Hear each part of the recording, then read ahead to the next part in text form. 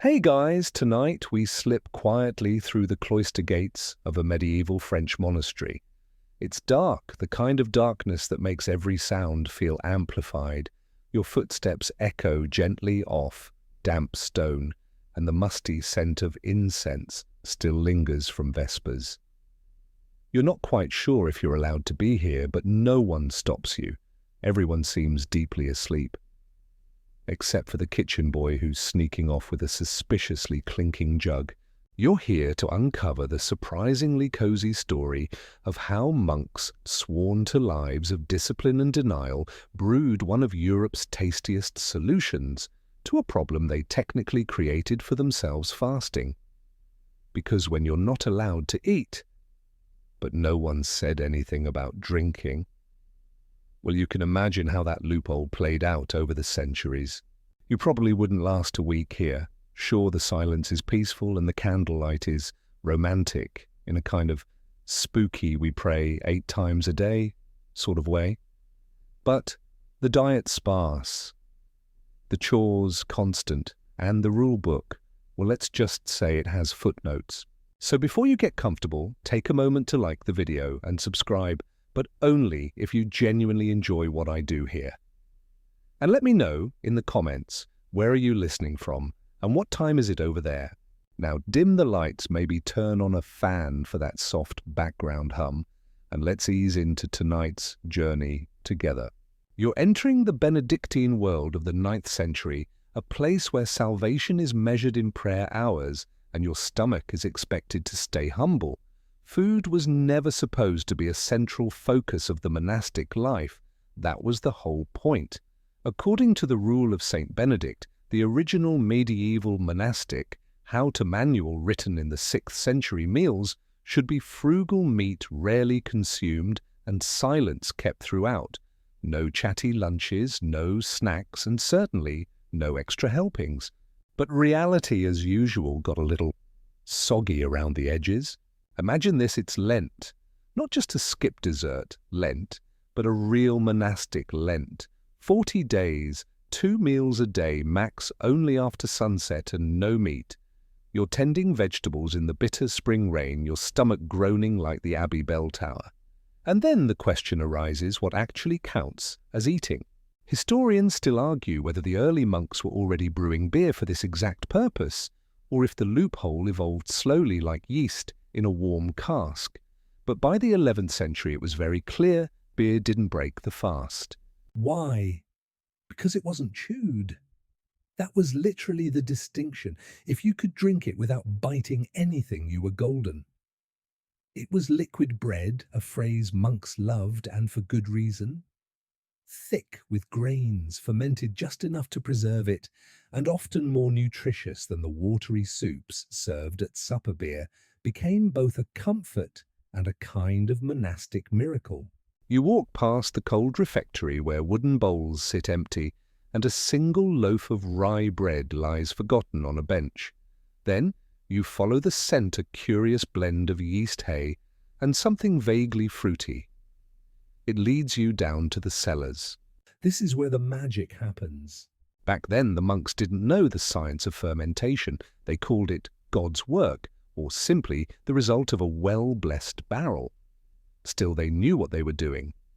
Through careful trial and error, and probably a few messy accidents, they perfected a process that turned humble grains into something both sustaining and sneakily festive. You pass Brother Guillaume, his robe dusted in flour, muttering prayers as he stirs a bubbling pot of barley mash. He doesn't see you. He's in the zone. Steam rises in slow, sleepy plumes. The air is thick and warm. A wooden paddle creaks in a giant vat where the next batch of beer is quietly coming to life. What makes this moment so funny, so human, is that these monks weren't trying to party. They weren't brewing for profit, at least not yet. They were just hungry and tired and trying to obey the rules while also surviving the calendar of saints and fasts that filled nearly half the medieval year. And let's not forget, these monks were disciplined. Some monasteries set limits on how much beer could be consumed per day. The rule didn't mention beer, but later Interpretations often suggested moderation, maybe 2 pints, maybe 3, but even within those limits a strong beer could warm the belly and occasionally cloud the head. So, yes, there were slip-ups, legends of monks stumbling into choir practice a bit too jolly. One scribe reportedly wrote in his marginalia that he could no longer read the Psalms because he mistook the ink for wine. That's either a metaphor or a very bad day at the scriptorium. You stop beside a small stained glass window depicting St. Arnulf of Metz, the patron saint of brewers. He raises a foamy mug in one hand, his halo glowing faintly in the candlelight. According to law, Arnulf once told his thirsty parishioners, "Don't drink the water, drink the beer." Solid advice in a time when the water could actually kill you. Of course, beer wasn't entirely safe either. Brewing was inconsistent. Batches varied. Some were too sour, others too flat. Occasionally a bad batch could make you sick, but compared to contaminated water, it was the better bet. And here's a sleepy detail to take with you. Monks often blessed each brew, not just with a prayer, but with a ritual tracing crosses in the foam, whispering Latin phrases over the barrels. Whether it helped the taste or just lifted morale, who can say, but it made each pint feel holier. So here you are now sitting on a cool stone bench with a mug of this liquid bread in hand. The flickering light makes the foam glow softly. Outside the bell tolls midnight. You take a sip, and it's thick, nutty, a little sweet. Nothing like the modern beers you know, but soothing somehow. Almost enough to make you forgive the no-snacking policy. The mug warms your hands as you linger beneath the arching stone ceiling. Somewhere overhead, monks sleep in their narrow wooden cells. The abbey is still but not silent. The soft gurgle of fermenting brew echoes through the chambers like a sleepy chant. This is where the loophole takes root. You see, over time, monks didn't just accept beer as a fasting aid, they leaned into it hard. The logic was impeccable. The church had never banned drinking during fasts, only solid food. And beer, while hearty, could technically pass through the lips without chewing, if it filled the stomach and soothed the soul even better. Some orders became outright experts in defining the boundaries. Was gruel okay? Maybe. But a thick beer that provided calories, nutrients, and mild mood enhancement, a divine yes. And so was born one of the coziest, least argued loopholes in religious history. Historians still debate how widespread this fasting beer custom really was. Some argue it was mostly limited to Germany and parts of France. Others suggest nearly every major monastic order had its own brewing tradition. But there's general agreement that by the 11th century, beer had become a staple at many abbeys, especially during those long, growling fasts. You wander deeper into the brewing room. It's larger than you'd expect. Not just a hobbyist's corner, but a full production space complete with copper kettles, fermentation barrels, and racks of drying herbs. The air is pleasantly warm. It smells faintly of porridge old wood and something like overripe apples. Brother Bernard is ladling a thick, syrupy wort from a kettle into a carved wooden trough. He sings softly under his breath, not a hymn, but a work song. A chant designed to match the rhythm of his motion. You approach curious and peer into the wort. It's the color of muddy gold steaming gently. He notices you but doesn't flinch. Just nods toward the next station, fermentation. This is where the magic happens, or if you ask the monks, where divine mystery unfolds. Because while modern brewers have names for everything, yeast strains, fermentation rates, alcohol content, these early monks had no microscopes, no sterilization. They relied on intuition, cleanliness, and the mysterious powers of God and wild yeast. It helped that many abbeys were near forests where airborne yeast thrived. They stored old barrels that hadn't been scrubbed too aggressively. Over time, they learned to reuse certain equipment because it made better tasting beer. A happy accident of science and sanctity. You pass a barrel marked Quadragesimal Latin for Lenten brew. This was the special batch, darker, denser, more nutritious, packed with the kinds of barley oats and herbs that would keep a monk upright through a fasting day. And yes, these beers were often strong, much stronger than the table beer given to peasants or children. Monks weren't drinking to get drunk exactly, but let's just say they weren't trying not to either. There's even a legend, very possibly apocryphal, about German monks from Paulaner Abbey who sent a sample of their beer to Rome to ask if it truly fit fasting rules. The beer allegedly spoiled on the long journey, becoming so bitter and sour that the Pope's advisors deemed it perfectly penitent, and thus the loophole held. Whether that story is true or just a brewer's bedtime tale, it reflects the spirit of the time. Find a way to stay faithful without totally starving. You settle onto a smooth bench, watching a row of flasks bubble lazily. A cat wanders past, tail flicking like a metronome. It pauses beside a stack of barley sacks, curls up, and sighs, proof that even in a holy place, some creatures have mastered the art of comfort. And this idea, comfort within rules, became central to monastic beer. They weren't brewing to rebel, they were adapting. Many abbeys recorded their recipes, carefully passing them down through generations. You might find notes like add mugwort if harvest is poor, or boil longer in cold weather. These scribbled instructions sit between illuminated pages of psalms and calendars of saints' feast days. It was all part of the rhythm: pray, work, brew, repeat. And the Church, while wary of excess, largely approved. After all, monasticism was about moderation, not misery. If beer helped monks fulfill their duties, copying manuscripts, caring for the poor, chanting hours of Latin, it was seen as a useful tool. You reach for another mug and take a slow sip. It's smoother than the last. Slightly sweet with a grassy aftertaste. Brother Bernard smiles faintly. This batch, he explains, used herbs from the cloister garden, yarrow, sweet gale, and a dash of something he won't name. A monk's secret. Long before hops became standard, these herbal blends were common. The mix changed based on season, region, and whim. Some were medicinal, others mildly hallucinogenic. All contributed to the complex flavor of what would later become known as group beers. It's one of the things modern historians find most fascinating. Each monastery was its own brewery with its own terroir, its own yeast cultures, its own brewing style. Tasting their beers would be like drinking from time capsules, each sip a whisper from centuries ago. And the best part, you didn't have to feel guilty, as long as you didn't chew.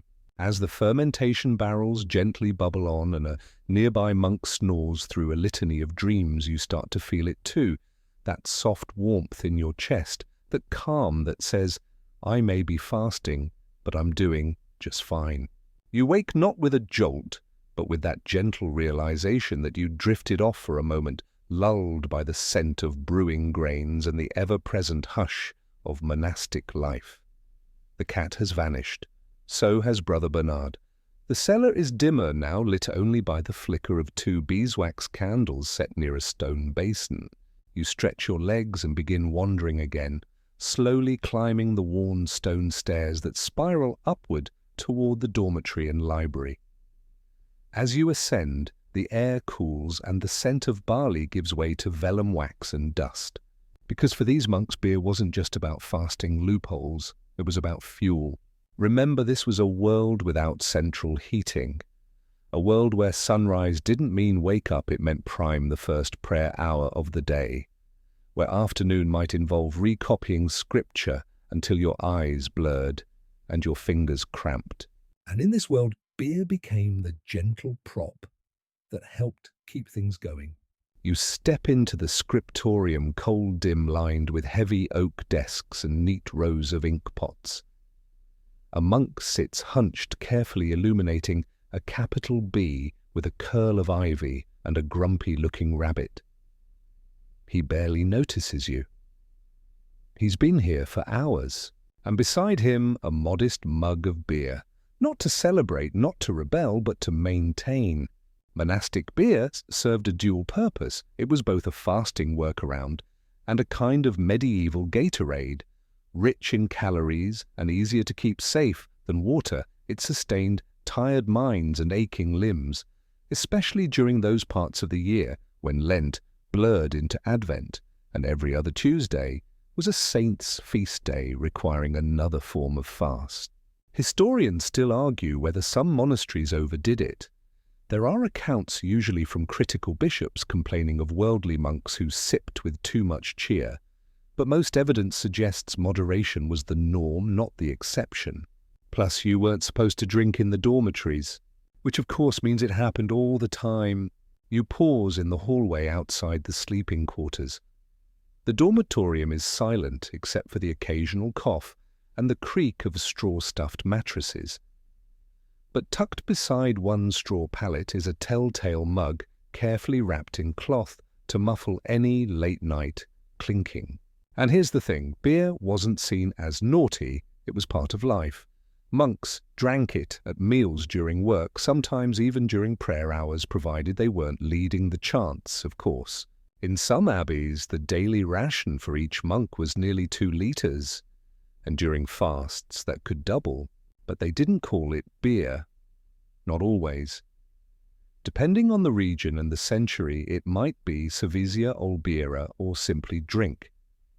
Some records even describe it with reverent nicknames, the Brown Blessing or the Silent Companion.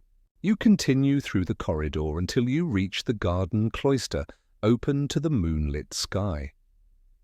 Here, herbs grow in neat rows, marjoram sage, wild thyme, and burdock root, all used in brewing. All chosen not just for taste, but for medicinal value. Because monks didn't just brew for themselves, they brewed for the sick, for travellers, for the poor who came to the abbey gates in search of warmth and food. Often beer was the safest thing the abbey could offer, cleaner than the local river and more nourishing than a crust of bread.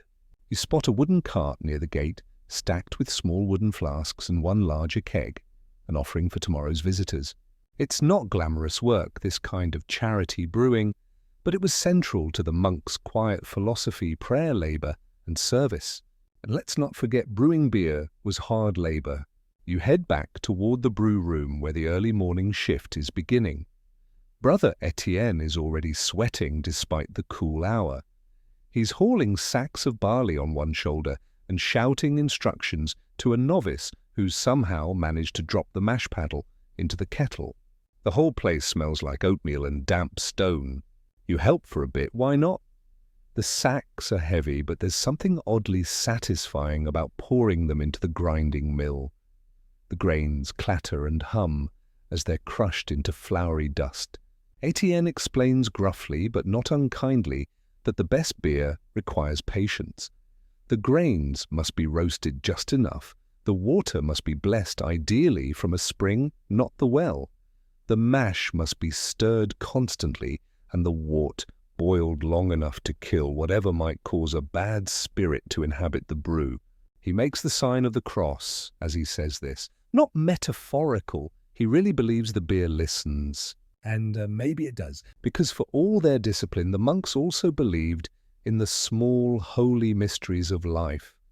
They believed that God lived in silence, in labour, in chant, and maybe, just maybe, in a well-crafted pint. There's something soothing about that idea, that faith doesn't always look like suffering. Sometimes it looks like a cloaked figure wiping the rim of a clay mug and whispering thanks before the first sip. The sun begins to rise behind the chapel. Birds stir in the rafters, and the new batch of wort begins to simmer, filling the air with a sleepy sweetness that clings to your skin like warm fog. You sit near the hearth, now rekindled. Your hands are sore. Your robe smells faintly of hops and wood smoke. but your stomach is calm, your limbs loose, and your mind just a little foggy from the warmth of it all. This isn't indulgence, it's just balance. A life measured in psalms, pints, and the long, quiet hours in between. You barely notice how quickly the day shifts into full swing. A bell rings faintly from the chapel tower. It's terse. The third hour, around mid-morning, and with it, the monastery comes alive in that gentle, purposeful way monks prefer. No one is running. There are no raised voices, just soft sandals brushing stone doors, creaking politely, and the ever-present hum of prayer in the air, like distant bee-song. But while the brothers file into the chapel for the next cycle of psalms, you're drawn elsewhere to the kitchen courtyard, where barrels of beer are being rolled out for distribution. Because today a delivery must be made to the nearby village. Yes, monks drank the beer, but they also brewed for profit. Especially in France, by the late medieval period, monasteries had become deeply entwined in local economies. And this was premium product. You hoist a small barrel onto a mule cart. It's marked with a fleur-de-lis and the words, Bière bénie, blessed beer. A little marketing never hurt anyone. The journey down to the village takes longer than you expect. The road is uneven and the mule has very strong opinions about puddles, but eventually you arrive at a small square flanked by timber-framed homes. The tavern keeper awaits, arms folded, trying to look unimpressed. He isn't. This monkish beer, thick and heady, is prized by villagers. It's not like the weak, often sour stuff brewed at home. The abbey beer tastes of roasted barley and honeyed grain with just a whisper of sage. And it keeps. You unload the barrel, nod politely, and accept a loaf of barley bread. In return, a sort of thank you from the villagers. Historians still argue whether this kind of trade blurred the line between sacred duty and secular commerce. Was it okay for monks to profit from beer? Was this really poverty, as their vows demanded? But the practical answer was simple. Monasteries had to fund themselves. Brewing kept the lights on, well, the candles lit, and the sick fed. It funded scriptoria, guest houses, herb gardens, and repairs to roofs, constantly besieged by rain. Besides, monks weren't pocketing the cash. The wealth belonged to the abbey, not the individual. No one was hiding gold in their sandals. Probably. You walk past a stall where a woman sells cured fish, and another with baskets of dried apples. There's a quiet pride in this town, a sense that the nearby monastery is part of their rhythm, not above it. And that rhythm includes beer. Back at the abbey, you pass the lay brothers preparing another batch of grain for malting. They're not choir monks, they don't spend their day in chant. Instead, they handle the physical work of the monastery.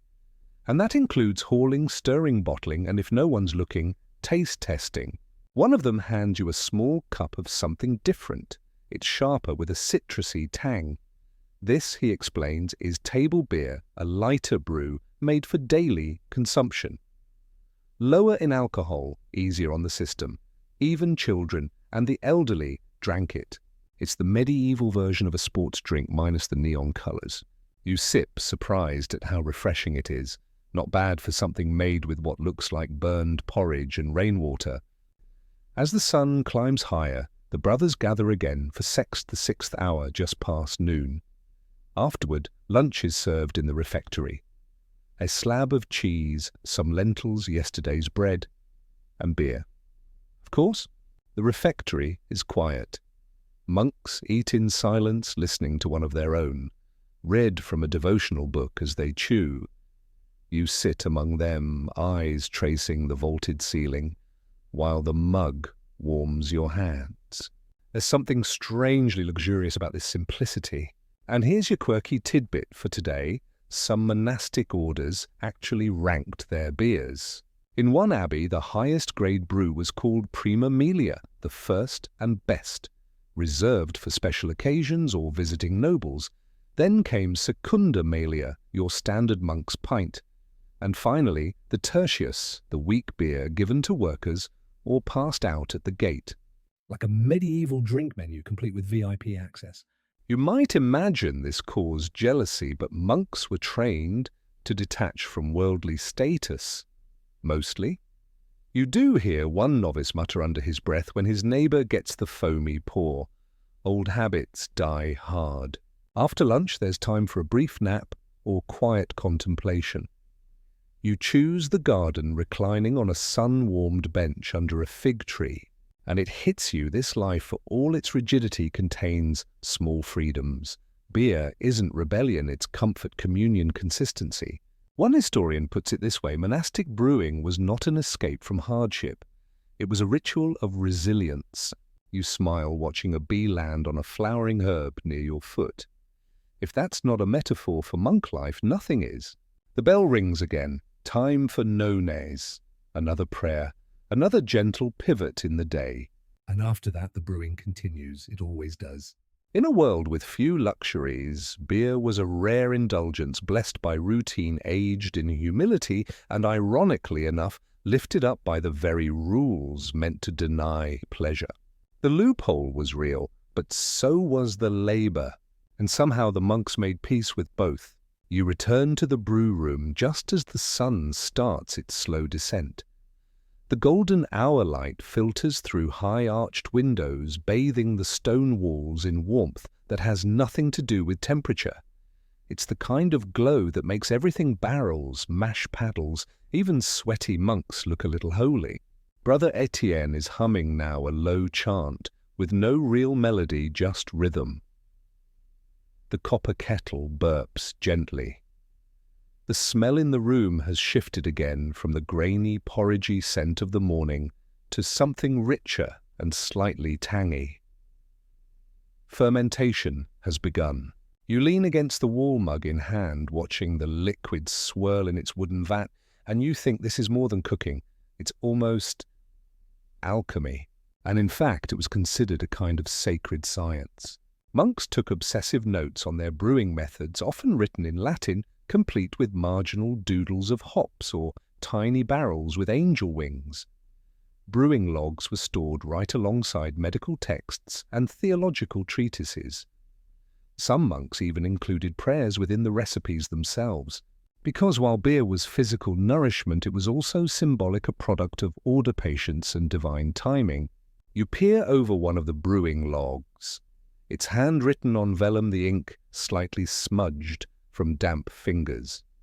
It reads, "On this day, let the mash rest for 3 Ave Marias before stirring, lest the foam rise too soon." A recipe, yes, but also a ritual. Historians still debate just how innovative monks were in the development of European brewing.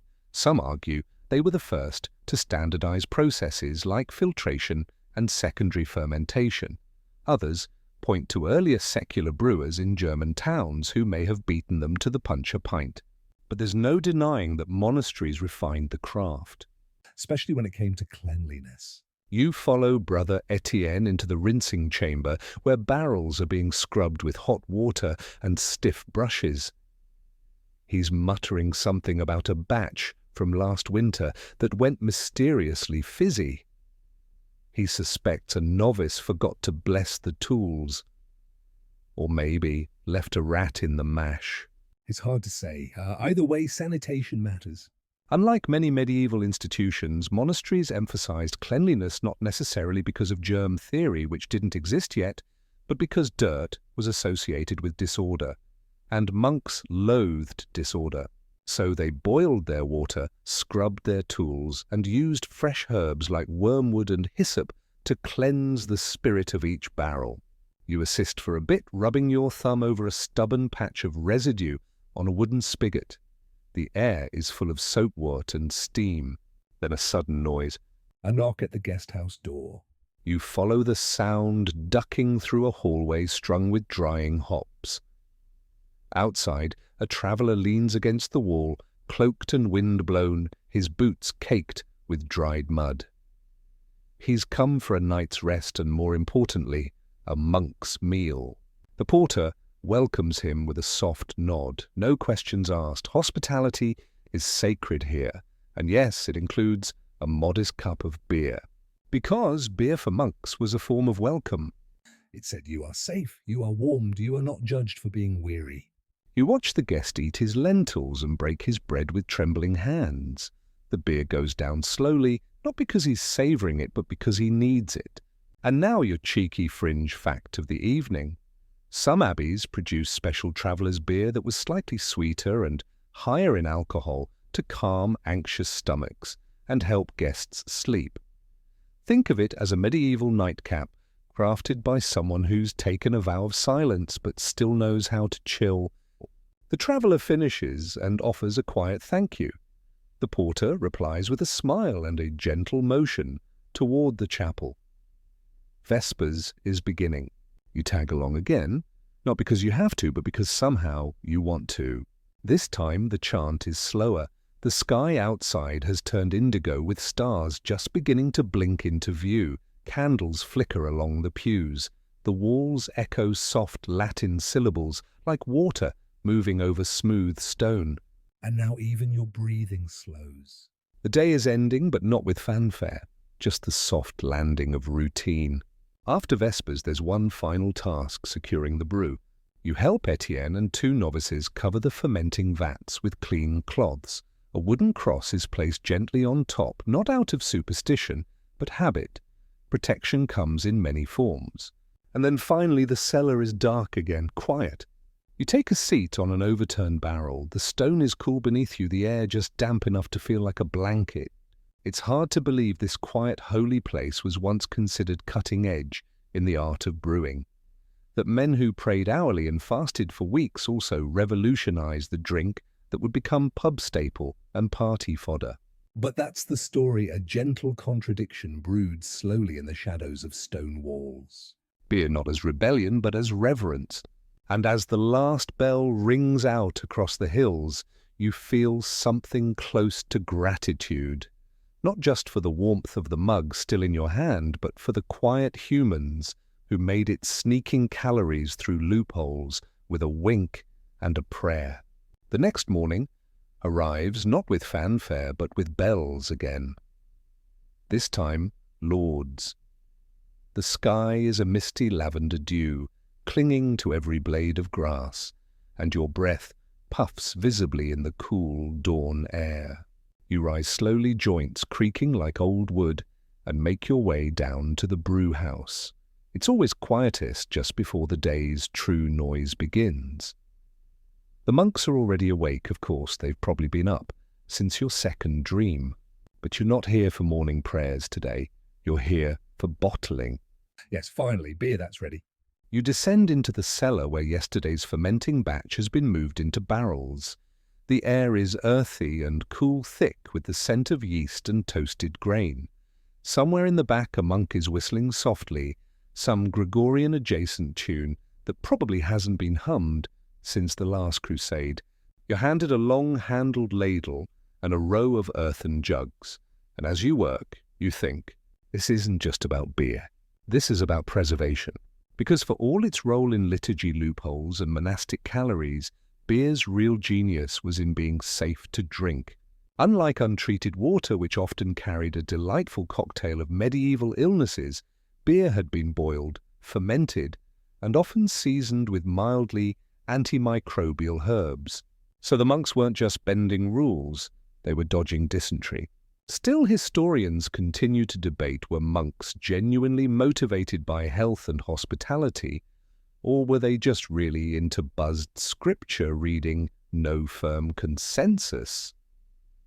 But if you've ever sat through a 3-hour chant in a freezing chapel, a little malted fortitude might not go amiss. Brother Alaric chuckles as he hands you a fresh bottle. It's corked and sealed with wax, the abbey's stamp pressed into the top. It looks like something you'd find on an auction block today, vintage, sacred rare. But here it's Thursday, just another brew day. You carry a crate of bottles across the cloister sunlight now pouring in through the arches. A few brothers pause in their walk to admire the amber hues inside. You get the sense they're proud. And they should be. The techniques used in these abbeys would go on to shape brewing across Europe. From Trappist ales in Belgium to Bavarian box, monastic knowledge spread with every bottle, every wandering pilgrim, every papal envoy who stopped in for just a sip. By the 12th century, some monasteries were producing enough beer to support entire communities. And not just spiritually, economically. Take St. Gall in modern-day Switzerland. Its complex blueprints, yes, monks-made blueprints, include multiple brew rooms, cellars and storage halls. The place was practically a fermentation theme park, and even in rural France, where your little abbey might have been modest by comparison, the beer-making operation was still considered prestigious. A well-brewed pint could earn the abbey favour with nobility visiting bishops and even travelling troubadours who sang songs in exchange for ale, your quirky tidbit of the day. Some of those songs still survive. Medieval beer ballads written by monks praising hops, foamy heads and the blessed gurgle of a barrel being tapped. One rough translation goes, "O blessed brew that wets the tongue and mends the soul, thou art sweeter than the psalms." Modesty wasn't always their strong suit.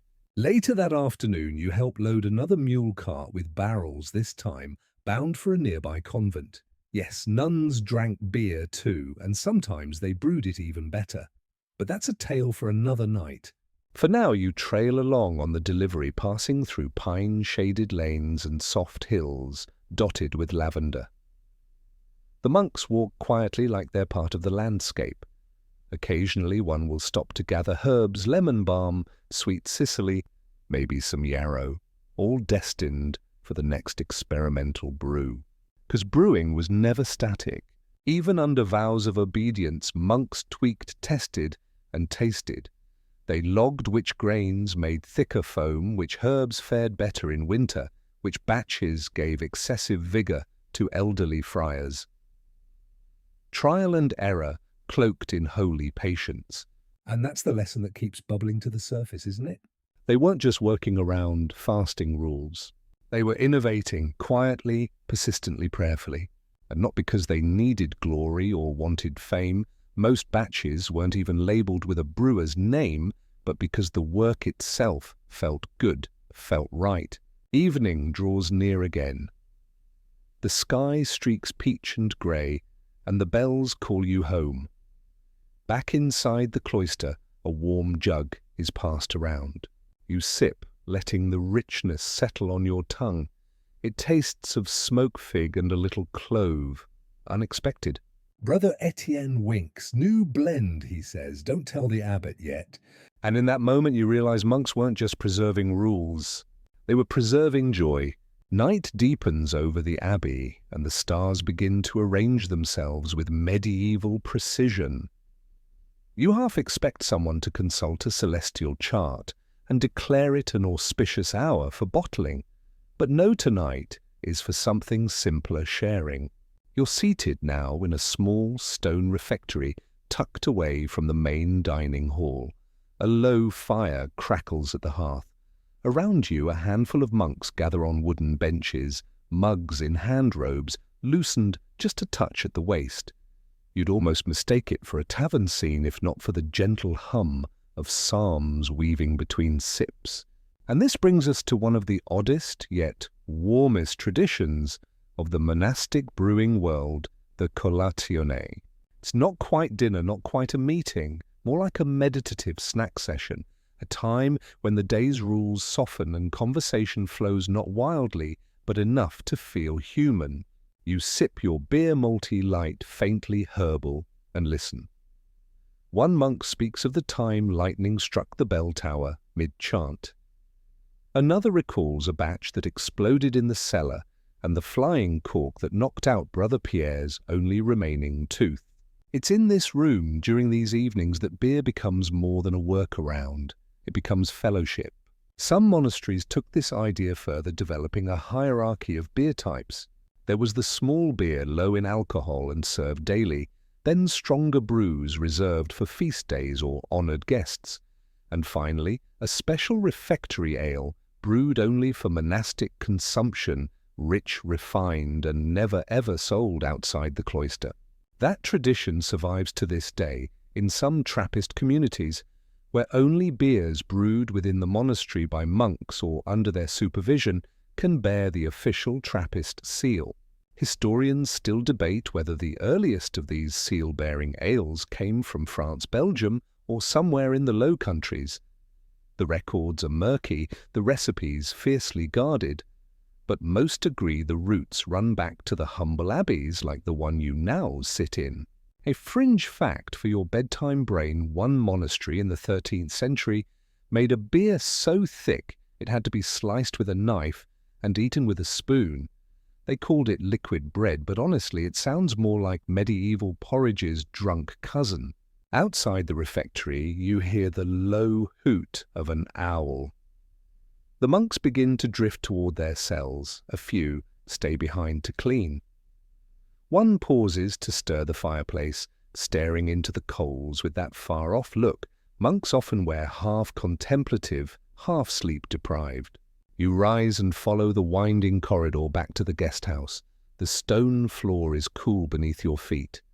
In the distance, the last of the day's bells tolls the Compline bell, calling all souls to silence. The air changes with that bell. You feel it like a hush falling over the very stones of the building. Monastic silence isn't just about quiet, it's about attention. Attention to thought, to breath, to being present. And beer, surprisingly, fit right into that ethos. The process required watching, waiting, responding gently. If the yeast misbehaved, if the herbs were mismeasured, if the casks were sealed too tight, well, there'd be consequences. Loud, explosive ones, in fact. But if done with care, the result was balance. Kind of like monastic life itself. You settle onto your cot in the guest house. The straw mattress rustles beneath you. A half-full mug sits on the small wooden table beside the bed, untouched since you brought it in. It's still warm. You take one last sip, let the taste linger on your tongue. This one's simpler than the last, more grain than spice, fewer distractions. You think of the monks again now, each in their cell, wrapped in blankets and dreams. Some probably dream in Latin, others maybe in recipes. And all of them, no doubt, would wake tomorrow to start again, to pray, to chant, to stir the mash with a devotion that mixes the divine with the domestic. Because the line between sacred and practical never ran straight in monasteries. Here even a mug of beer carried a kind of grace. You stretch out, the scent of barley lingering in your hair. Somewhere outside the wind rustles the vines growing along the cloister wall. A dog barks, then settles. And just before sleep takes you, one last thought. Maybe holiness was never meant to be dry. Maybe, just maybe, the path to enlightenment runs through a barrel or two, so long as it's brewed in silence, served with kindness, and consumed with a humble heart. By morning, the abbey smells of bread beeswax and something nutty, maybe last night's beer, baked into loaves. You blink awake to soft grey light and the distant creak of wagon wheels on the dirt road. Another delivery, or perhaps a wandering pilgrim in search of shelter and sustenance. Your final day begins slowly, just as all days seem to hear. No alarms. Just the slow rise of sound, the coo of doves nesting in the eaves, the clatter of a broom against stone, the rhythmic splash of water from the cloister's central fountain. You step out into the corridor, and there, waiting like it has all week, is the abbey's brewery.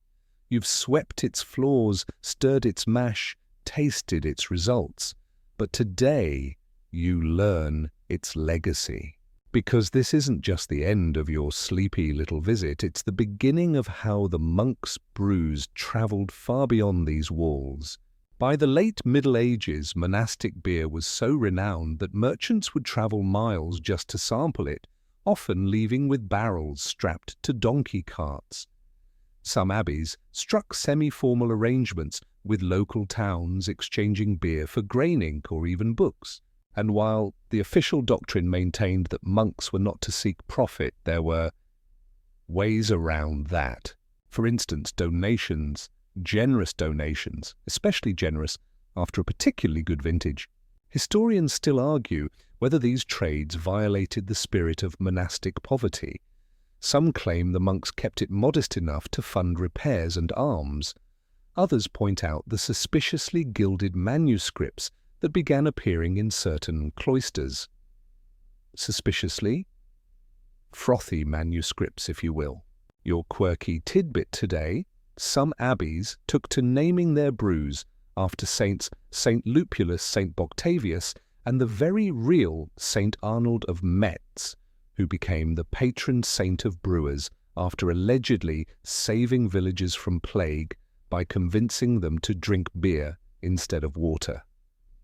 Smart man, you sit now in a small scriptorium watching as Brother Jacques, he of the inky fingers, copies a brewing manual by hand. The Latin flows from quill to parchment with soothing repetition. Water temperatures, fermentation times, dosages of Groot herbs before hops became common.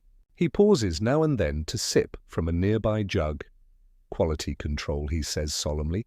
You nod with equal solemnity. Later in the library, you find entire shelves devoted to similar texts: botany, brewing herbal tonics, and then something even more surprising: letters. Tucked among the tomes are bundles of correspondence from other monasteries. Some ask for brewing advice, others share new tricks. A few quite boldly brag about a new triple ferment method that is sure to delight even the most dour of abbots. It's all so so warm.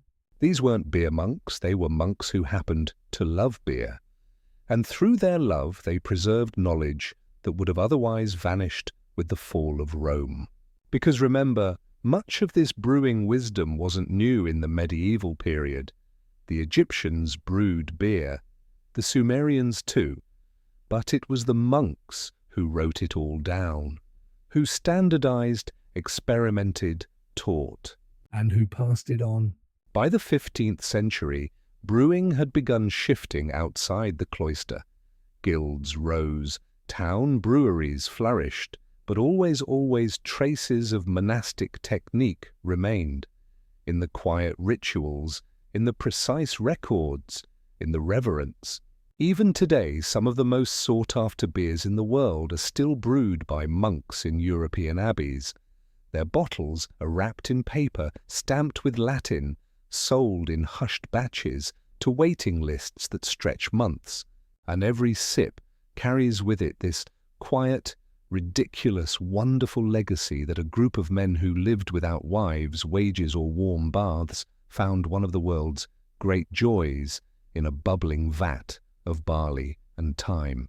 You walk the cloister one last time. The sun slants across the arches, painting them in gold.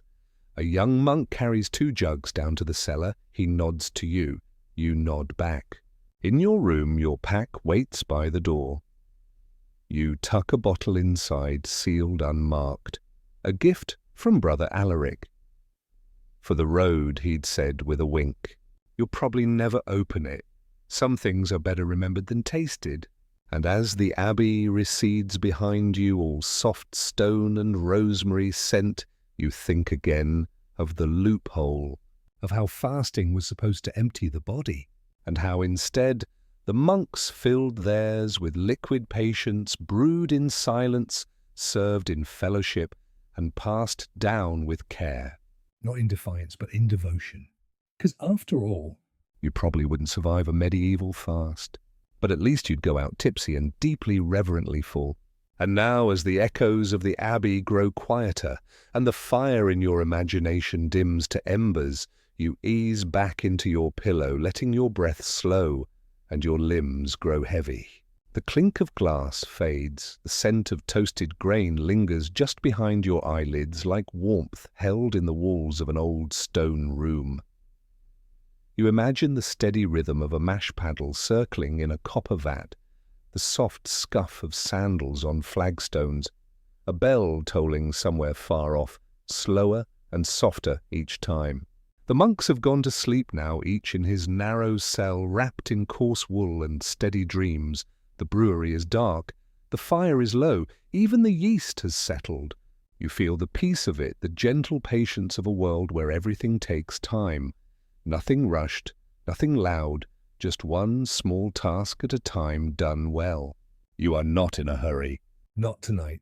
Let your mind drift through the cool arches of memory, past the cloister garden, past the scent of honey and hops, past the soft laughter at the refectory table. Let the quiet soak in. Let your breath be steady your thoughts like fallen leaves floating gently downstream.